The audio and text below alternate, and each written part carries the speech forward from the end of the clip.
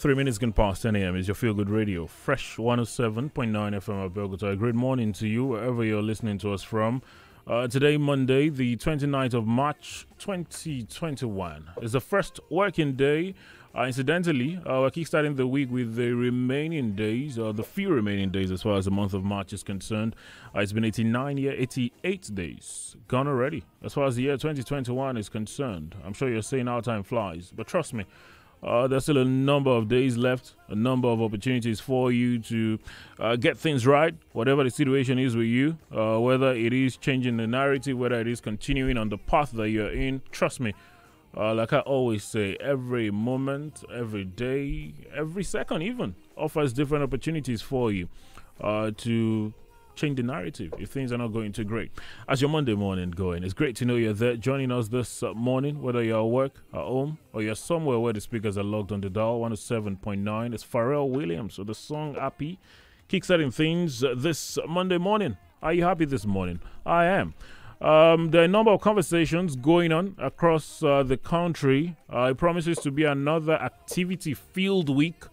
I'm sure a number of you got the chance to see the dailies already this morning. I was live a couple of hours ago to talk about stories on the dailies. As expected, a number of conversations went on from last week. Talks about the planned rehabilitation of the refinery, talks about COVID-19 vaccination, that talks about the possibility of a strike by resident doctors in the country. They say that they could start a total and indefinite strike on the 1st of April. That's some days from now. That offers opportunity to probably avert that strike. We'll see how that pans out. But trust me, there are a number of things that we'll be getting to talk about this week. Security. That's another conversation going on across various platforms. At Fresh FM Abeokuta on Twitter, that's where you get to talk to us. We're live on YouTube, live on Facebook. We're live everywhere. Feel free to join the conversations, and we'll be glad to hear from you. Incidentally, this morning we'll be taking a break from, a lot of the regular conversations that we've been having for a couple of weeks now. This morning I'll be joined by the Honorable Commissioner for Physical Planning and Urban Development here in Ogun State, Town Planner Tunji Odunlami. He's in the studio already. He'll be joining us in a minute or two as we get to talk about town planning and urban development in Ogun State, where we are at, where we are headed. I know there were plans, and I know there are plans from the ministry under his stewardship. We're getting to talk to him this morning on the program. It promises to be an exciting conversation. It's platform this Monday on Fresh 107.9 FM Abeokuta. Good morning.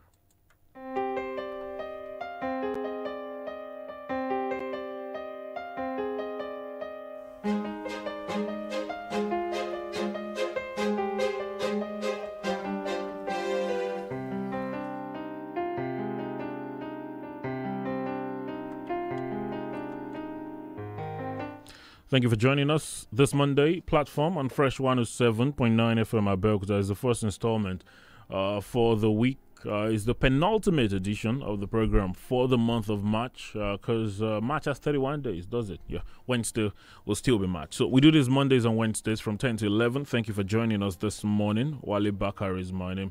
Because the conversation is live across all social media platforms. Do join us. Use the hashtag platform.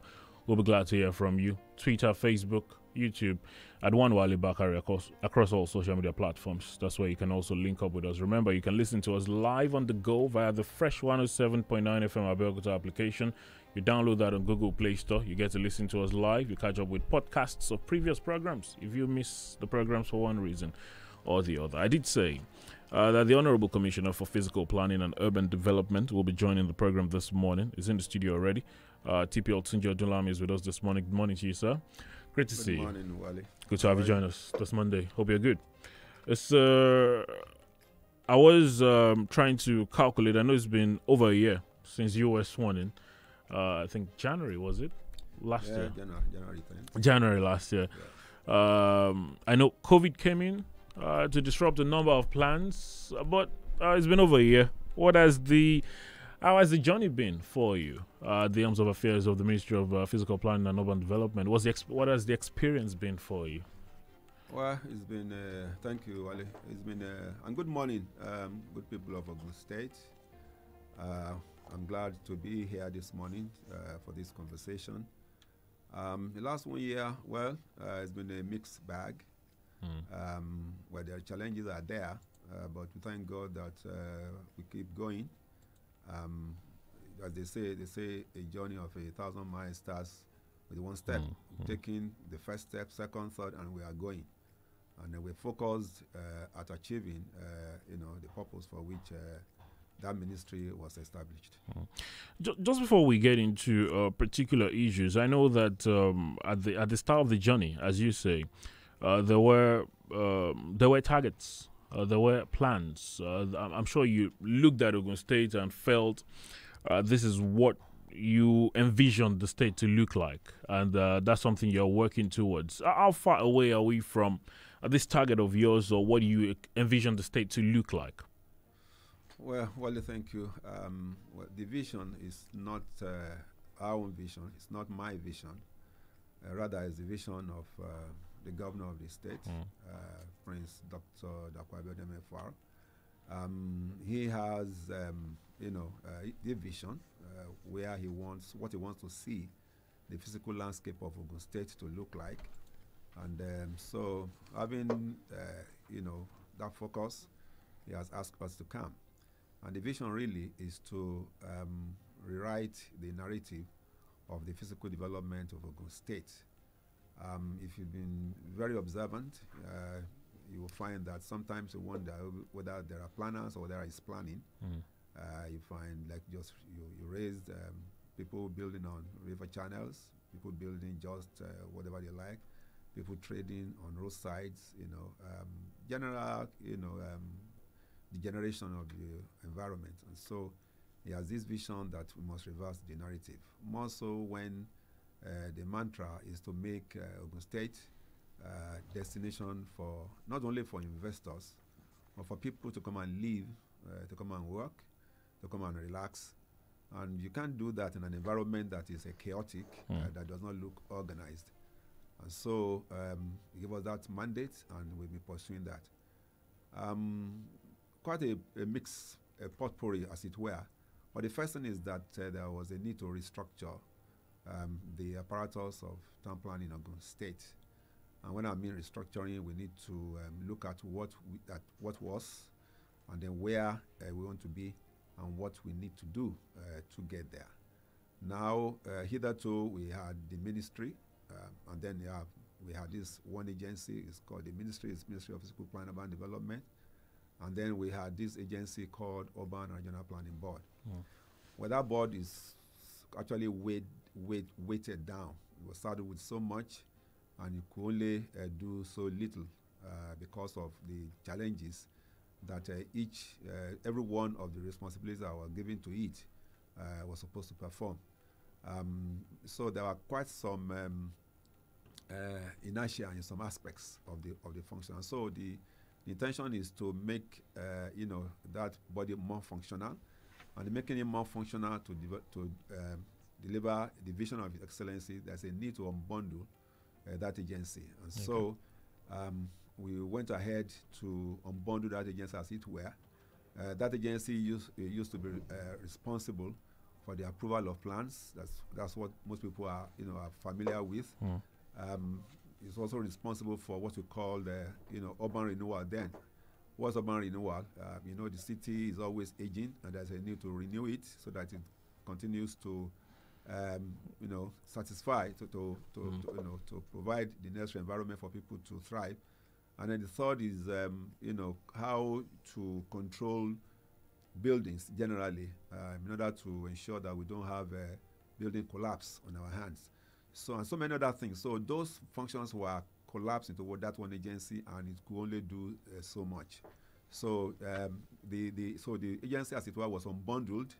So now create three agencies. One to deal specifically with granting of approvals, and that's very critical because the law is that you cannot build, whether for residential, whether for commercial, whether for industrial, without getting the permit.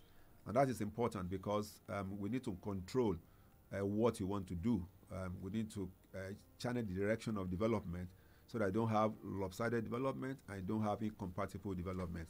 So that agency will saddle with that. And it's very also critical because if you are an investor or you want to build your house and then you've made your plans and it's taking forever to get the approval, first, cost probably will escalate.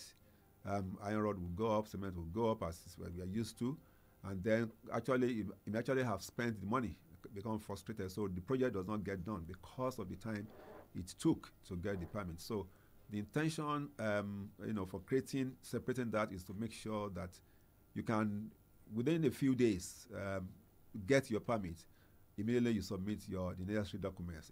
Either to maybe 3 months, 4 months, 5 months, and you are there waiting. But now we have a program that we call 7714. And that is to ensure that when you submit your proposal with all the required documents, within 7 days, we'll give you your permit so that you can immediately go and do your building. Okay. And now that does a number of things. One, it ensures that people do not just go ahead to go and build illegally or build wrong buildings. It also ensures that we can control what is being built, and then we know where they are being built.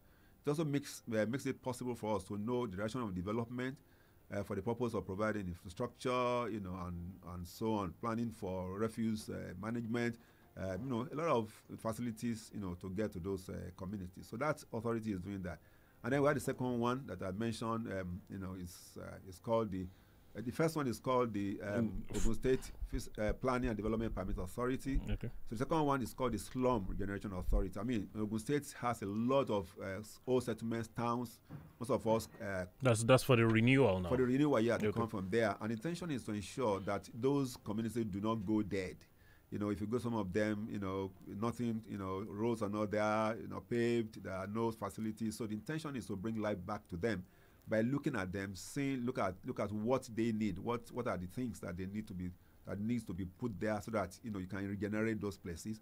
And there are a lot of them. It's an enormous job, and so that authority was created to do that. It's been going all over the place, identifying those places so that we can intervene, purposefully, so that people living there could, The third one is this, we call it Building Production, Management Authority, Ogun State Building Production Management Authority. Now, that authority is saddled with the responsibility to ensure that resilient, fit for purpose, safe buildings are delivered. And what do? They ensure that at every stage of development, they are there to check what you are doing, to check that what is approved for you is what you are doing. So that you don't cut corners in terms of material usage. You don't use substandard materials.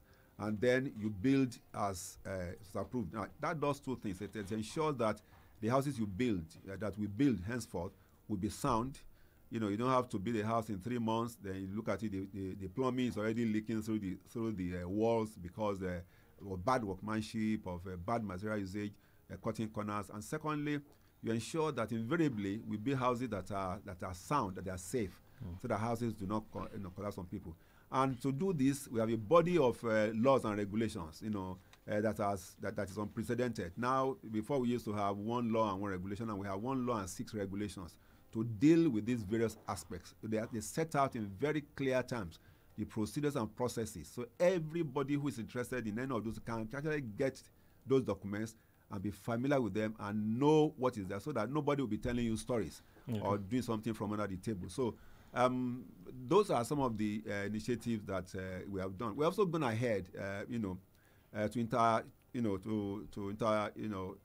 a relationship with the Real Estate Development Association. If you listen to stations every day, including yours, you hear people saying, "Come and buy houses in this place, in that place.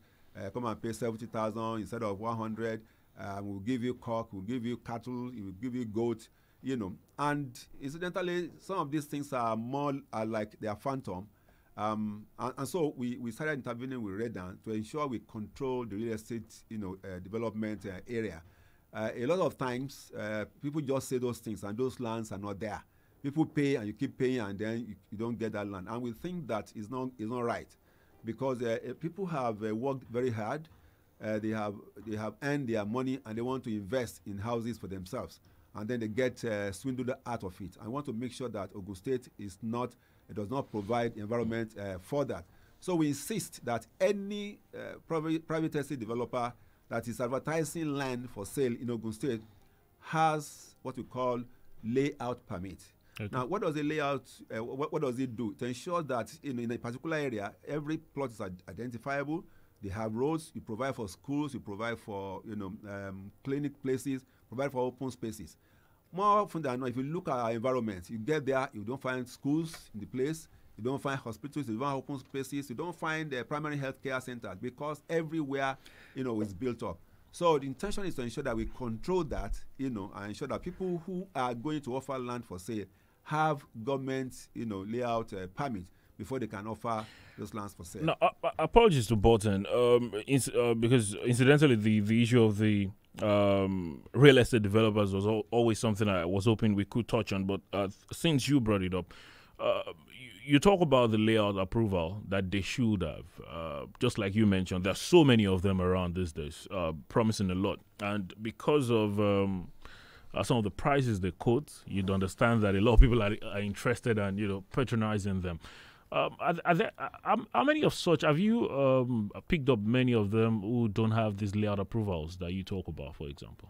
Oh yes, our approach is first to do consultation, to seek them out and to have a conversation with them. We did invite a number of them. We tracked them. Some of them from these their radio announcements. We are able to track them, and we invited them to a meeting, and we let them see that you can't continue business as usual. There are some of them, just very few of them have layout approvals, but not for all the estates that they advertise. They have one approval and they keep advertising so many.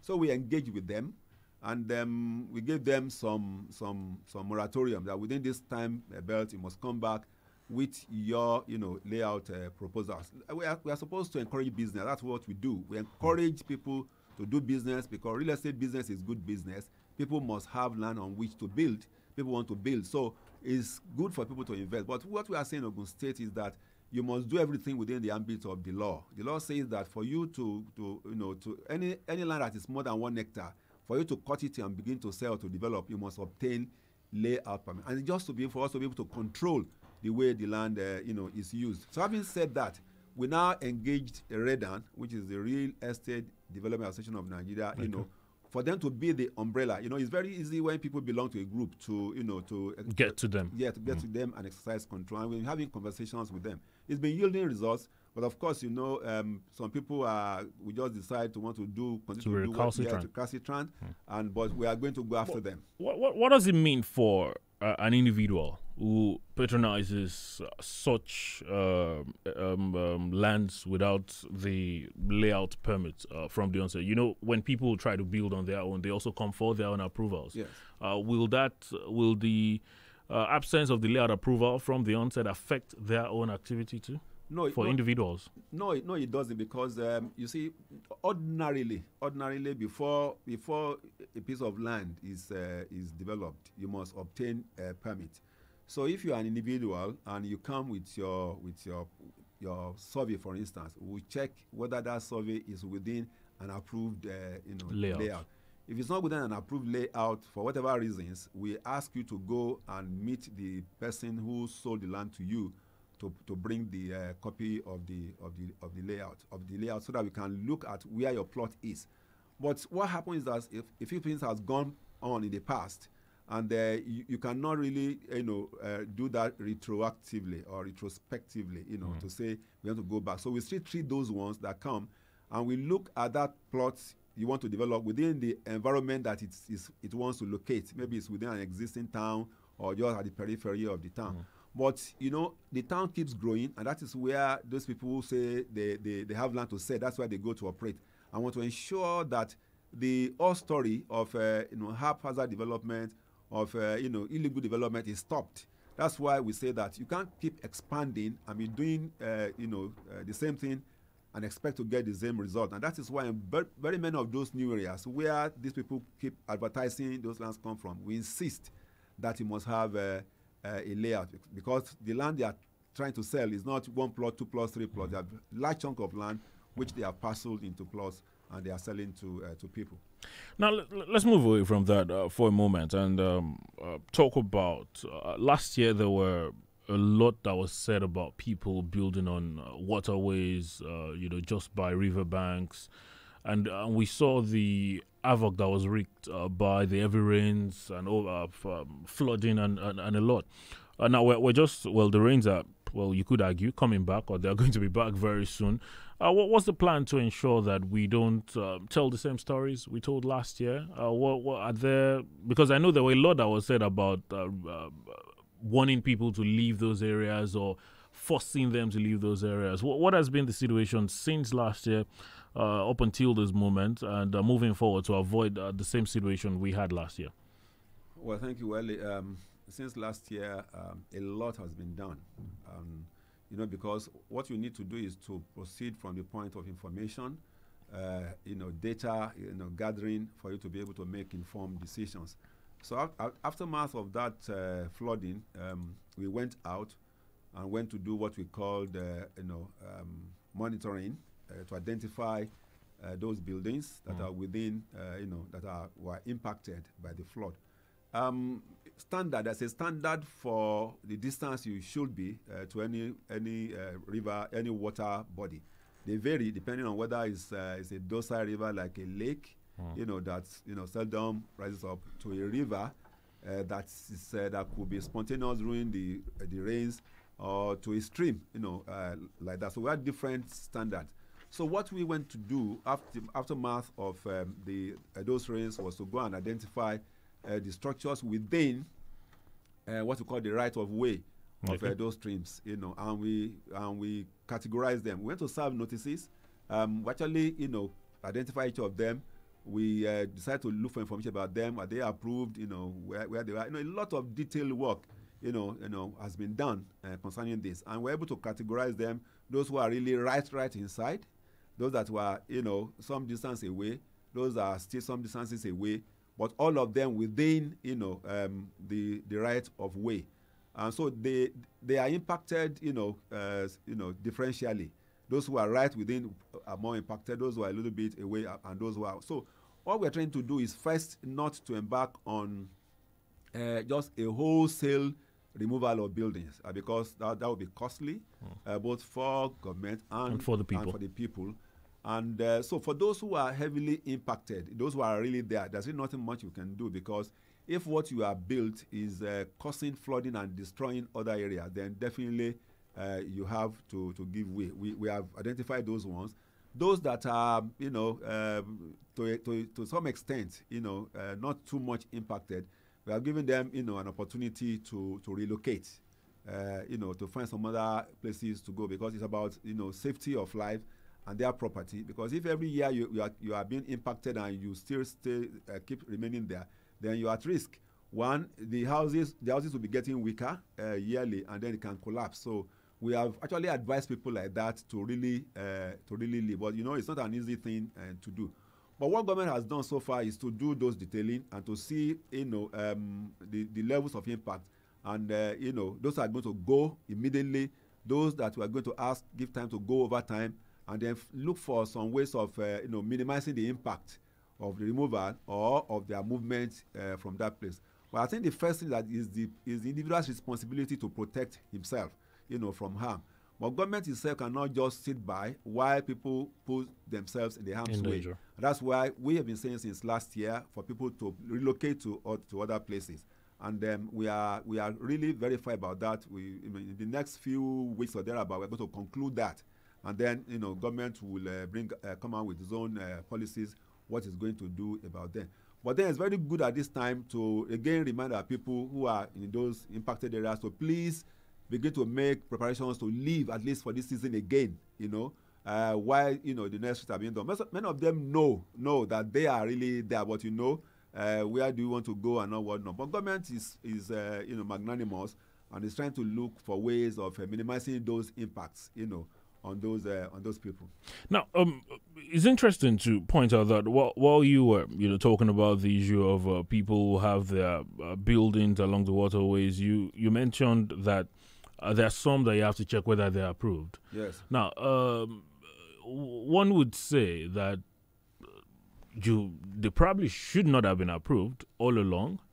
And these are things that we've heard from. I remember I was talking to an official from the town planning office the other day, and I was saying that we have situations where you see houses that are sealed or houses that are marked for demolition, and the owners of this building argue that they actually got approvals for them, and then you wonder how is it that they got approvals. Although I've also heard that there are people who get approvals from third-party individuals that are not necessarily through the proper channel.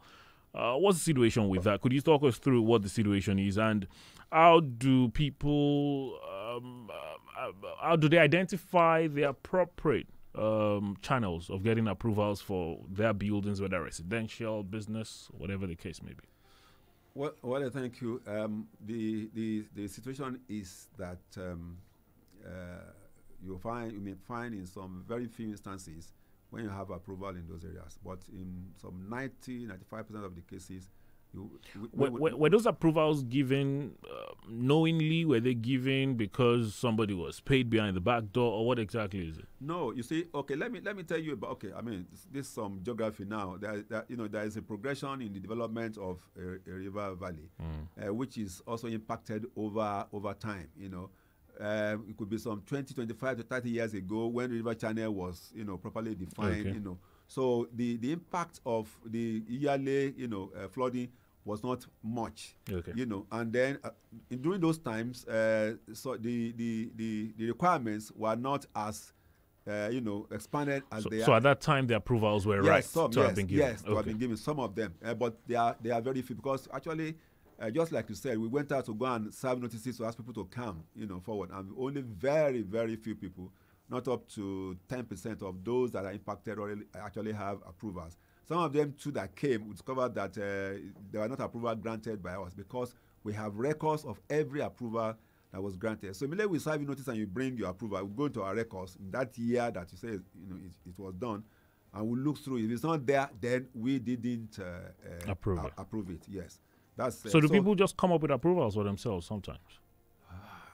I can answer. Or is it possible someone gave it to them? There are middlemen. There are also touts everywhere there who pretend that they have access, that they can do it, and for people who are not really wary, educated, they can really. But are there middlemen working with the ministry, for example? No. We don't work with middlemen, but we work with professionals. For instance, you as a broadcaster probably really don't know much about the process. So you get across to maybe an architect or a town planner or an engineer that you want to build your house, and then the process starts from that. So you entrust that responsibility to that person. You engage that person as a professional, to do it. But professionals really will not get involved in that kind of shady thing, because he knows that his professionalism, his registration is on the line. But a lot of people that pretend that to be professionals. If you go to some building sites, they say, "Who are you?" You say, "I'm an engineer." By the time you ask, you find out he's a trader who has been putting blocks together, and because an engineer. That's a foreman. Foreman. So a lot of people patronize them and they think they are engineers, because they have been in this business for long. A lot of people that they are the first point of call. But what we are saying is that anytime we're advising our people that consult with an engineer, or with an architect, if you want to start to design. After the architect, consult with an engineer, consult with a town planner or a builder. They will put you right. In fact, our laws now specify that it is this category of people that should be the ones to design those plans, because there's professionalism in those designs. Now, to your other question, how do people get their plan approved? In Ogun State, we have 22 zonal town planning offices, and we are going to about 25. We are trying to expand because of the rate of development, so that we can cover the field. There's nowhere in Ogun State that does not fall. There's no piece of land in Ogun State that does not fall under one zonal town planning office. So just walk in there and tell the officer that you have a survey, of course, that you want to do your plan, and they will direct you. They will give you what you need to do, and they can go ahead and sort those things out. You can always work into government office, but I think some people just have this phobia for government offices, and so they fall into the hands of some of these pretenders, who say they are consultants and they do it. But I want to assure our people in Ogun State that we have retooled our operations. Walk into any zonal town planning offices or at the headquarters at Okelewo and Abeokuta, and you get all the information you need so that you can be properly guided before you start committing your money, even from buying land to building, so that you don't fall foul of the law. All right, I've been speaking with the Honorable Commissioner for Physical Planning and Urban Development, TPL Tunji Ojulami. We'll take a very quick pause. There's some more questions that I'm sure he will be answering when we return from this break. Remember, at Fresh FM Abeokuta on Twitter is where you drop your contributions. We're live on Facebook. Do drop your questions as well. I see the phone lines buzzing. Don't worry, we'll talk to you about phone lines at some point this morning. Please don't go anywhere. bínaba gorí ilé ìmọ̀ fẹ́jú tuntun ni gbogbo ẹ̀yin ọ̀kúndùn bankẹ́jẹ́ tẹ́ lè ṣe kẹ́ ẹ̀ má gbẹ̀nẹ́ gorí ọ̀tá ẹ̀ má fa ìlàkàsí jàmúkú sìgá síbikíbi tẹ́ ẹ bá ti rí kẹsìrì pẹ́ paná rẹ̀ kú fínfín má gbà pé tàbí fínni lọrin nílé epo àti gbogbo bí tẹ́ni tafẹ́fẹ́ gáàsì ẹ̀ má kànáà lùgbó ẹ̀ sì má dáná sunlẹ̀ níbikíbi tó ti lè jájò náà àníri jàǹbọ̀ ọkọ̀ epo ṣùgbọ́n tó bá ṣẹlẹ̀ ẹja jìnà síbẹ̀ kétékété kásì dẹ́kun mímọ́ fínà fóònù rẹ̀ epo sínú jẹnẹrétọ̀ ẹ̀rí dájú pé ń panu ọ́fíìsì àti inú ilé nígbà tẹ́ ẹ bá ti nílò rẹ̀ àti tán bá mọ́ná lọ ìjáfara léwu láti máa fi láìtà kándù ìṣáná sàròótọ́ àwọn ọmọ kéékèèké àní ṣòfò ẹ̀mí bẹ́ẹ̀ la ní ṣòfò dúkìá ẹni bá létí kó gbọ́ dènà ìṣẹ̀lẹ̀ ìjàmbá náà ìtanijí wá láti Fresh 107.9 FM Abẹ́òkúta.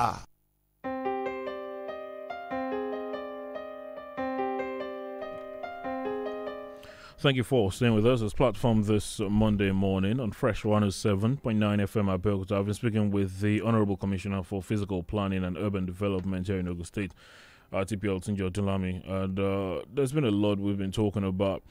Just before we went on that break, we were talking about building approvals, and he pointed out that people could actually walk into any of the zonal town planning offices or the headquarters in Okelewo and get their approvals and get their questions answered. I was going to ask very quickly: is there an avenue to verify?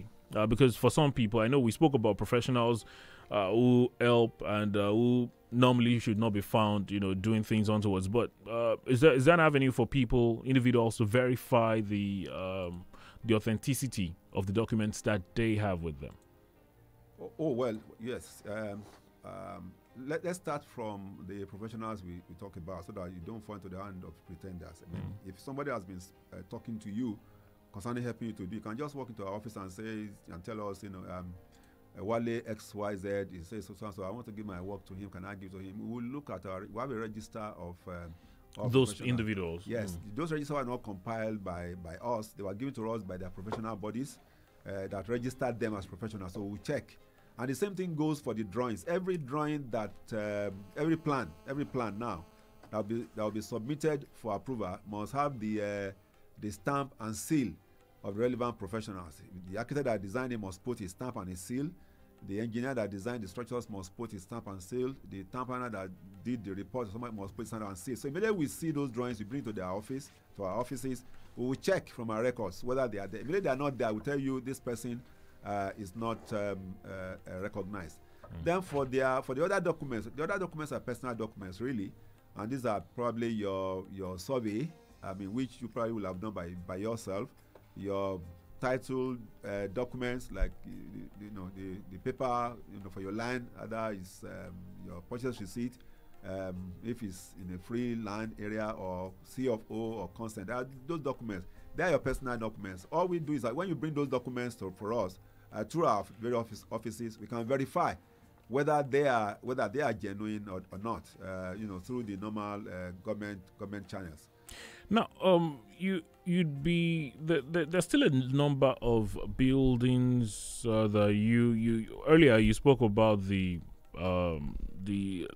physical, the layout of the state, and you spoke about how sometimes you see certain things and you wonder how those structures found their way to those places. And they point out to us that there are a lot of buildings out there without approvals, and it's interesting how many there are actually.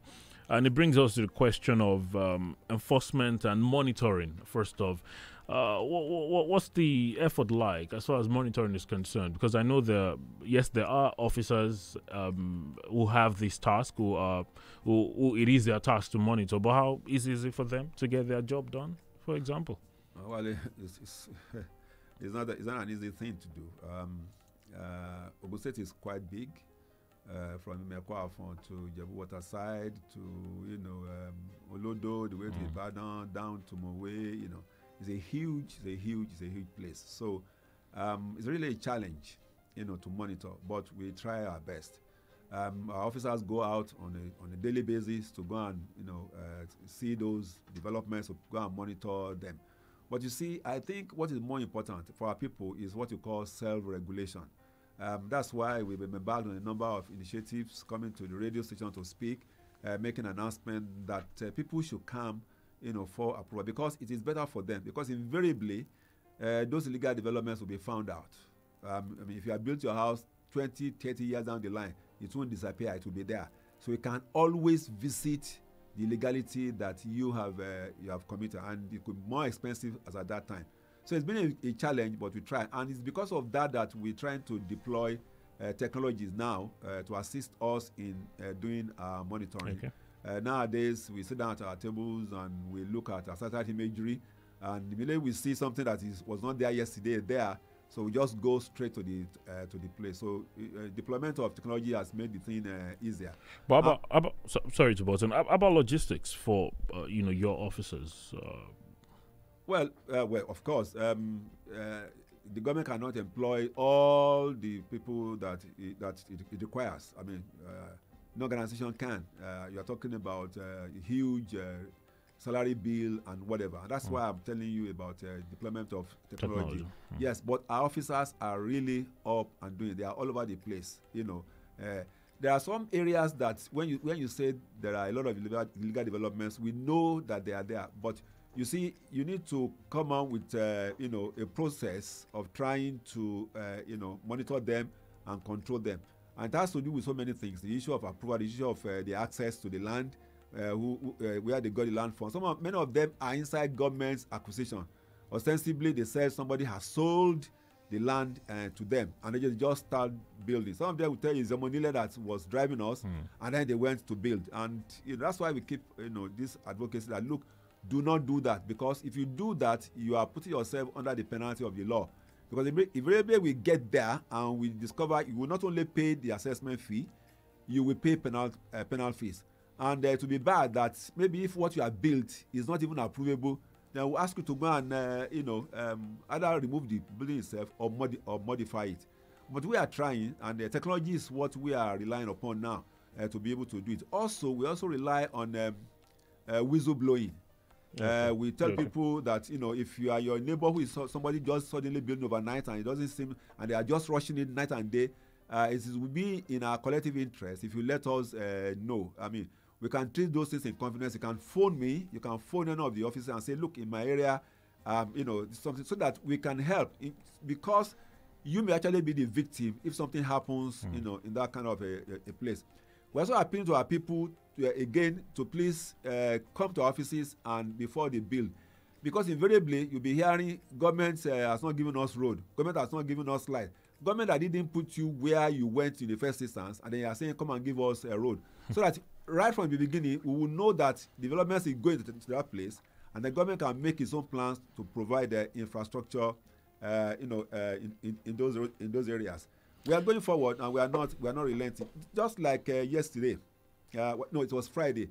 As part of this initiative to be more on the ground, the governor, magnanimously granted us, some 20-something, monitoring vehicles, for us to be able to go into the nooks and crannies, so that we become more mobile. You're talking about logistics, so that we can be on the ground more. Furthermore, we are also trying to leverage on the existence of an NGO that is within the environment. They are made up of architects, engineers, builders, asset surveyors, and valuers.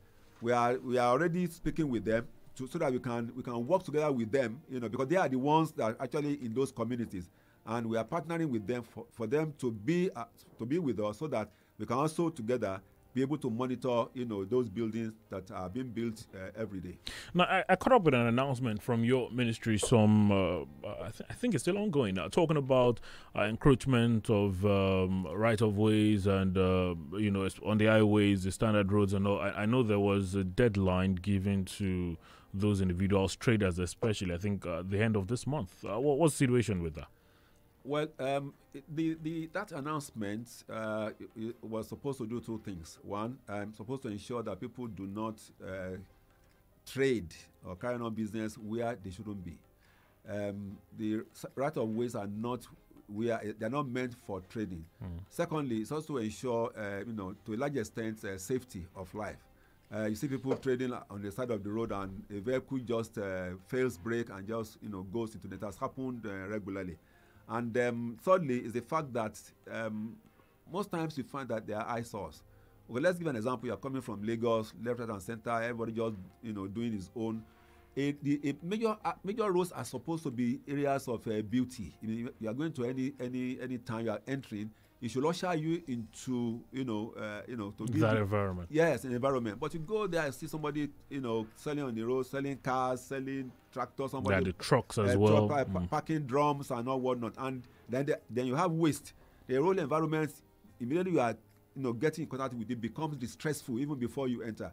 And so that is the intention. One, to ensure that we sanitize those environments. People don't just trade, because those areas are areas of no trading. They are areas reserved for infrastructure like your gas pipeline, your optic fibers, water pipeline, and all whatnot. So you are not supposed to trade on the, including even under high tension lines, which are even more dangerous. So we made that announcement. We have done it not once. That will probably be a continuous one. Now the deadline ends. Like I told you, we have this approach: consultation, then consolidation, like they say in with students, and then you now have confrontation. We want to make sure that people comply, voluntarily, because after the expiration, we will not make any further announcements. We'll just wake up one day and we'll just enforce it. So we want to want people to adhere to that directive, to that advice, and move away from the right of ways of our highways. They should not dirty the place. And we are also telling people who own properties fronting those roads, they first and foremost own the responsibility to ensure that people do not use that frontage to do dirty things. You have this property, you are fronting that road, and people are doing a lot of things. It is your responsibility first and foremost to ensure that people do not do that, because we are going to hold you responsible for not keeping that place clean. Place clean. Yes. Well, because of our time, let's just go ahead and get some comments and thoughts from you listening to us. That we could go on and on. There's a lot to talk about. The numbers to call this morning are 0815 432 1079. 0815 432 1079, or you can as well call 0818 111 1079. 0818 111 1079. Those are the numbers to call. You can as well drop your comments across the social media platforms. We'll be glad to hear from you. I see a couple of the calls coming in and dropping. Well, do try. I'm sure we will be glad to take as many questions and contributions as we can. Honorable Commissioner, I should ask, there were, I can't remember, we were talking about someone mentioned some demolition exercise going on in some parts of the state. I don't know whether those are part of unapproved buildings or there are some plans going on in those areas. I know there were some demolitions done around Elisha, some in Songo. I particularly saw Songo. Are those part of unapproved buildings, or what exactly is going on in those places? Sorry, just before you do that. Hello, good morning to you. Good morning. Hello? Good morning. What's your name? Where are you calling from? Yeah, I'm calling from Abansoko, Mr. Ayo. All right, good morning. Yeah, I just want to ask our commissioner some questions about this, what they call themselves, estate in the city, selling land up and down. All right, quickly. Because we have worked with some of them. Some of them are 4 and 9, some of them are 4 stars. So I don't know the way they are going to do about it, because there are so many of them in the town in Abeokuta. When you say Senegal State, selling lands up and down, 35 naira, 45 naira. Here, my friends are very good with some of 2 big giant estate companies. I don't know, they are not paying gradually by gradually, but we are hooked for more than 2 years. So, all right, thank you. I'm sure your question is how to ensure that they are not fraudsters? Seriously, maybe they're going to set up a task force, or maybe they're going to set up a committee to be monitoring all these people. All right. People just come to the government one way or the other. They are selling lands anyhow. They are all right, Mr. Thank you. Thank you. Yeah. Thank you. We get your point already. Okay. Yes. Okay. Hello, good morning. Hello, good morning. All right, do try again. 0815-432-1079, 0818-111-1079. Apologies. We were going to talk about some of the demolitions going on. I mentioned I did see some in Songo. Someone mentioned demolition to me as well. You could, of course, take that on alongside what was raised by the earlier call. I'm sure we spoke about this earlier, but you can as well pass your comments as to his question as well. Well, let me start, Wale, thank you. Let me start with this question. Thank you, that caller. Although I couldn't really hear you. Ayo. Yes, thank you for calling. Well, that issue was addressed earlier during this conversation, and we're trying our very best to ensure that we control them. There is a law in place now that will begin, to implement. That law has tightened the law that used to be to ensure that we hold people to account. Again, we want to advise our people, when you hear all these things, all these radio stations, every day people are bombarded, come and buy land for 45, so on. So, a lot of, high-pitch sales. We want to advise them to please come to... The first thing you do, even if you want to talk to them, ask them to show you a copy of the government-approved layout for that land that they want to sell to you first. Ask them for that layout. If you cannot produce the layout, you can come to any of our offices and come and ask for information. Just mention the area, and we'll look in our records. If it's not that, we'll tell you that those people selling land do not have government layout. And well, the thing is that if you buy land in such areas, government will not give you approval. And it appears, sorry to Bolton, it appears maybe even we have a role to play at this time as well, because I remember some months ago in a conversation with the NBC DG was in Abeokuta, and we're talking about the issue of these real estate developers, and maybe we might, even radio stations, television stations might begin to ask for layout approvals before going ahead to run advertisements. Maybe that's something that could be done. Somebody comes and say, well, please, do you have government's approval? Because let me give you heads up. The radio stations may also fall foul of the law that is already done. That we say that you are helping to propagate, advance fee fraud. By helping them, by not cross-checking what they have come to give to you, and you are, putting them on the air. So, I want to appeal to all our radio stations. Yes, it's good business, but we ensure that you're helping government to see that people are not defrauded of their hand, and by insisting. This land you have in a place, where is the layout? No layout, please. But that will be a business decision. All right, just before we go, hello, good morning. Please turn on the volume on that radio. Good morning. Yes, good morning. My name is Ola. Ola, you're calling from where? I'm calling from Quarry. All right, go ahead. See, we know when you buy a land, most of us that are probably a bit aware of some strategies that have to do with the land, that when you buy a land and you want to build, you need to meet certain meters. Because government might say, okay, today we need to extend a bit. But if you are probably put those meters up already for, okay, this is for government. In case there's any construction, in case there is any adjustment, it won't affect your building. But by the time you see someone buying a land, even the land that belongs to someone else is already encroaching into that land. How do we do that? And you tell someone to please stay away from the road, don't sell on the road, and the person goes today, comes back tomorrow. You can see the problem is lack of education. We need to sensitize, we need to educate our people more.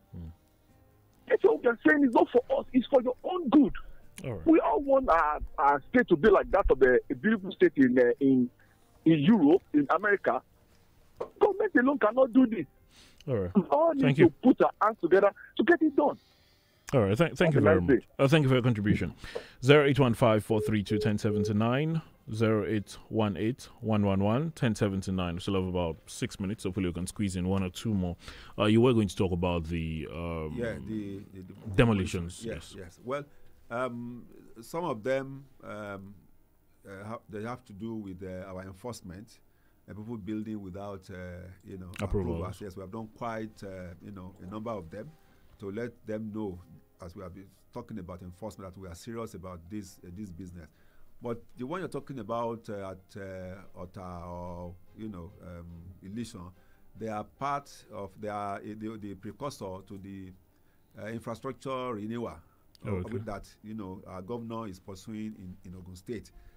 Those roads are being upgraded, they are being expanded, and in doing that, definitely some structures were affected. Many of these structures were built within the right of way. The right of ways of those roads have been existed since the time of the western region, western state. People believe that this land is there, government is no longer going to use it. A lot of people have actually encroached into those lands. So those demolitions you are seeing, they are part of ongoing provision of infrastructure all over the state. In the 3 senatorial districts, simultaneously, road projects are going on, being done by this administration, because the government just we believe in this government that infrastructure is key to our economic development, social, economic, anything. And you see, most of these roads that play very important economic roles have been neglected for so long that have made people's life very difficult. So they have been so that's what this government is doing now. Massive road construction all over. In Ileshan, Joju, there is Denro in Ishasi. There's another one, but all over the place. Roads have been constructed on a daily basis. One of them is the Ekpe-Ijebode road that's been dualized, ongoing right now. There's a Irin-Jogun line in Shagamu, a number of road progress, and of course, from Shagamu to Abeokuta now, part of the infrastructure renewal that the government of Dapo Abiodun is pursuing in Ogun State. Now, just before I let you go, because and we have about 2 minutes, we spoke earlier about while we were talking about people getting approvals that were not authentic. You spoke about how there's some phobia for government offices and why some people don't come into government offices. Over time, there's also been talks raised about sharp practices by some officials. Is that something you've come across since you became in charge at the Arms of Affairs of the ministry? What are the mechanisms being put in place to ensure that is not something that is rife amongst officials? Well, I can tell you honestly that that has not been the case. Okay. Since I took over, I came into office as the Commissioner for Physical Planning, and that is the truth, because I suffer such things. I don't suffer such things. I have zero tolerance for such practices. Of course, in any organization, I have 1 or 2 cases like that, but my reputation preceded me. People know that I will not stand for that. And since I've been here, some people have even written petitions, making some, extravagant claims, and we investigated those petitions and discovered that they were, born out unfounded. of unfounded. We have dealt with that, and we encourage people who probably in one way or the other, believe that they have been, there have been sharp practices concerning their approval process. They should just come straight to my office. My office is open. They just come straight and come and report to me. They can write petitions, anonymously if they don't want to show their faces. We will investigate, and anybody that is found, culpable will be dealt with by the within the extant civil service rules. But I can assure you that in our ministry and all the authorities have been created, there is a very high sense of responsibility, of the need to do, what is good, to be above board, and to be honest in all our doings. We are there to serve the people of Ogun State, and that is the mantra that we are pursuing. Does the Ministry of Physical Planning and Urban Development have, say, a telephone line for public use, or an avenue for people to just get through to the ministry easily? Or do they have to walk into the ministry too? Well, the telephone lines, not now, but in the next few weeks we are deploying, God willing, our website. Okay. On our website, you're going to have all the information you need. You can actually, before you even buy land or do anything, you can go to that website and get all the information you need. You're going to find telephone numbers of officers there. You're going to find email addresses there. You're going to find quite a number of information that you need that will help you in That's in a couple of weeks. In a couple of weeks, yes. All right.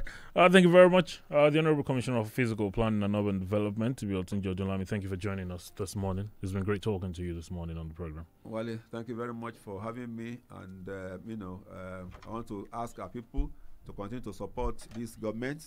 This government means well for the people. It is government of the people. And our governor is determined to deliver the dividends of democracy to the good people of Ogun State. Thank you very much and good morning. Good morning to you. Many thanks to you for investing your time with us. I should say a big thank you to a couple of individuals that came with the Honorable Commissioner, Mr. Segun Adebeshi. Thank you very much. Madam Tosin Kolito. I like the name. Thank you very much as well. The other gentleman, I'm not sure I have his name, but thank you very much as well, sir. Sir? Yes, I like the name. The name it's nice. Anyway, that's the program this morning. Many thanks to you for investing your time with us. The platform returns Wednesday, God willing. Wale Bakar is my name. Enjoy your morning. Have a great week. Good morning. From the rock city of Nigeria. Rock city of Nigeria. This is Fresh 107.9. Okile falafala.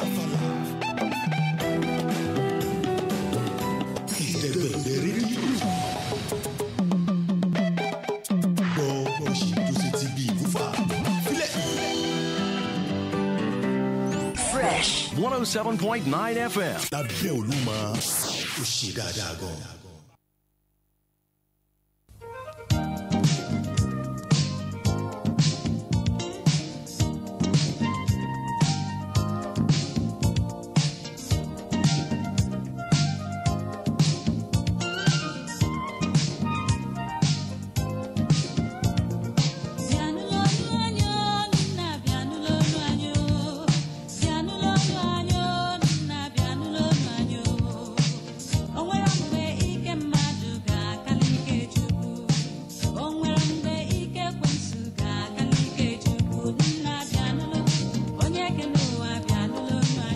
Fresh 107.9 FM lábẹ́ Olúmọ ó kilẹ̀ fàlàfàlà. Yé! Ó nìkan ló lè gé. Ó yá jẹ́rí ẹ̀sẹ̀ ń yẹ yín.